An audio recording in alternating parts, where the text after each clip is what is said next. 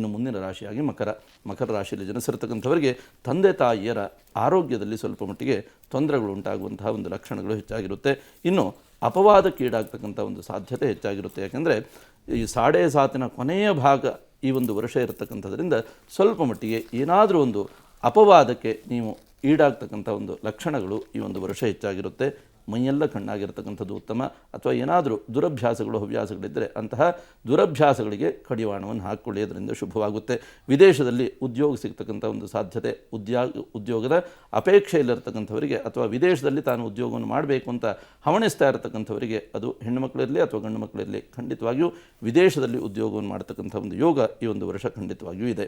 ಇನ್ನು ಮನೆ ಕಟ್ತಕ್ಕಂಥ ಒಂದು ಆಸೆ ಕೈಗೂಡ್ತಕ್ಕಂಥ ಒಂದು ಸಾಧ್ಯತೆ. ಯಾಕೆಂದರೆ ಚತುರ್ಥದಲ್ಲಿಯೇ ಗುರು ಸಂಚಾರವಿರತಕ್ಕಂಥದ್ರಿಂದ ಜನ್ಮರಾಶಿಯಾಧಿಪತಿಯಾಗಿರ್ತಕ್ಕಂತಹ ಶನಿಯೂ ಕೂಡ ದ್ವಿತೀಯ ಭಾವದಲ್ಲಿ ಮೂಲ ತ್ರಿಕೋಣ ರಾಶಿಯಲ್ಲಿ ಇದ್ದು ಆ ಶನಿಯ ದೃಷ್ಟಿಯೂ ಕೂಡ ಆ ಭಾವಕ್ಕಿರತಕ್ಕಂಥದ್ರಿಂದ ಖಂಡಿತವಾಗಿಯೂ ಮನೆ ಕಟ್ತಕ್ಕಂಥ ಒಂದು ಹಲವು ವರ್ಷದ ಕನಸು ನನಸಾಗ್ತಕ್ಕಂಥ ಒಂದು ಸಾಧ್ಯತೆಗಳಿರುತ್ತೆ. ಇನ್ನು ದಾಂಪತ್ಯದಲ್ಲಿ ಸೌಖ್ಯ, ಶಾಂತಿ, ಸಮಾಧಾನವನ್ನು ಕಾಣ್ತೀರಿ.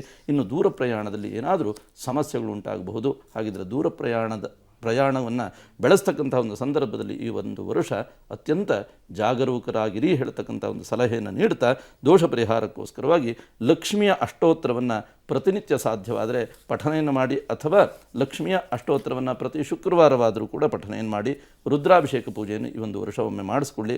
ನಿರ್ಗತಿಕರಿಗೆ ವಸ್ತ್ರದಾನವನ್ನು ಮಾಡಿ, ಖಂಡಿತವಾಗಿಯೂ ಮರೆಯಬೇಡಿ. ಈ ಒಂದು ಸುಲಭೋಪಾಯವನ್ನು ಮಾಡಿಕೊಡ್ತಕ್ಕಂಥದ್ರಿಂದ ಮಕರ ರಾಶಿಯವರು ಶುಭದ ನಿರೀಕ್ಷೆಗಳನ್ನು ಪಡಬಹುದು.